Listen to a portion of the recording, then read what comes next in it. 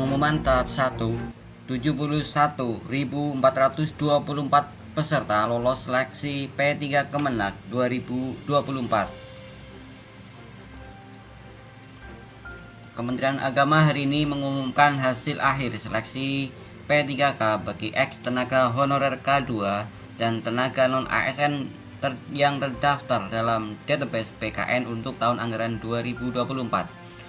Sekjen Kemenak M. Ali Ramdhani mengatakan bahwa ada 71.424 peserta yang dinyatakan lolos seleksi. Dari 71.817 peserta hari ini kita umumkan ada 71.424 orang atau 99,45% yang lolos seleksi P3K Kemenak. Ada 393 peserta atau 0,55% yang dinyatakan tidak lolos. Info kelulusan bisa diakses melalui akun masing-masing.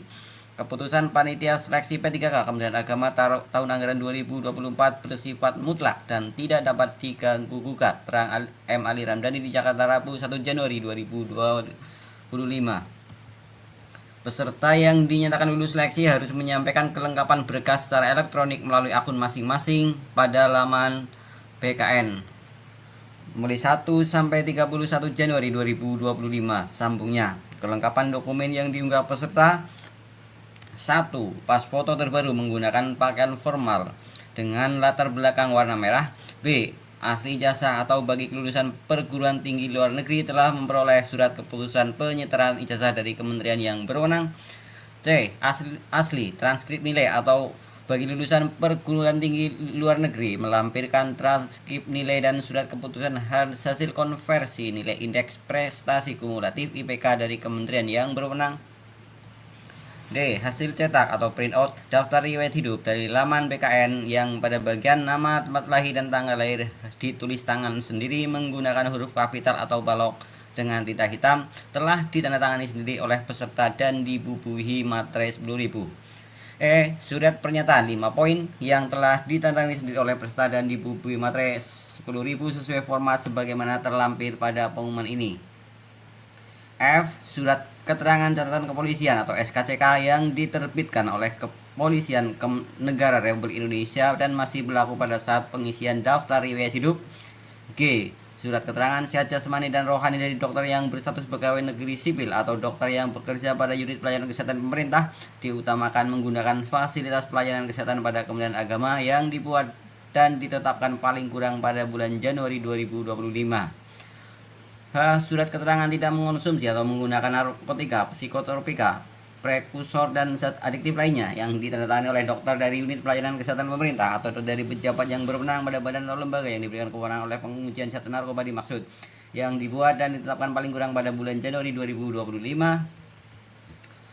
Apabila sampai dengan batas waktu yang telah ditentukan, peserta yang dinyatakan lolos seleksi tidak mengisi daftar riwayat hidup dan atau tidak dapat memenuhi atau melengkapi kelengkapan dokumen, maka yang bersangkutan dianggap tidak memenuhi syarat dan atau dianggap mengundurkan diri. Tegas Kang Dani, panggilan akrabnya.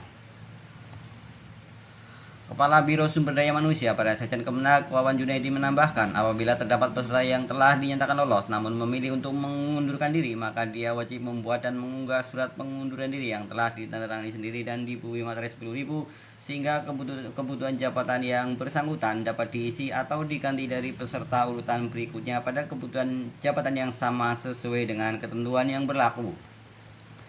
Peserta mengisi atau pengganti akan dipanggil melalui pengumuman dan disampaikan selanjutnya, sebut Wawan.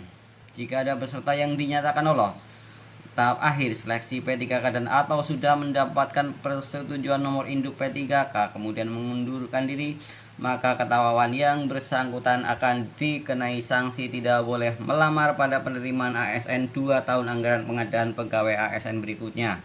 Peserta yang dinyatakan lulus bersedia menerima segala konsekuensi dari peraturan perundang-undangan yang berlaku, dan bagi peserta yang memberikan keterangan tidak benar atau palsu atau menyalahi ketentuan pada saat pendaftaran, pemberkasan, dan telah diangkat menjadi P3K, pejabat pembina kepegawaian Kementerian Agama berhak membatalkan kelulusan dan memberhentikan status yang bersangkutan sebagai P3K. Jelas, tegas Wawan.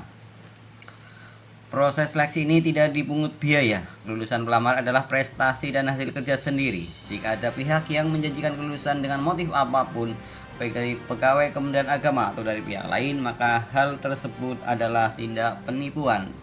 Tandasnya. Demikian teman-teman, informasi ini semoga bermanfaat untuk teman-teman yang telah dinyatakan lulus, dan juga untuk teman-teman yang lain semoga segera menyusul. Terima kasih bagi Bapak Ibu teman-teman yang sudah mengikuti informasi ini. Terima kasih yang sudah subscribe. Bagi yang belum subscribe silahkan di subscribe terlebih dahulu. Kita ketemu di video informasi berikutnya. Wassalamualaikum warahmatullahi wabarakatuh.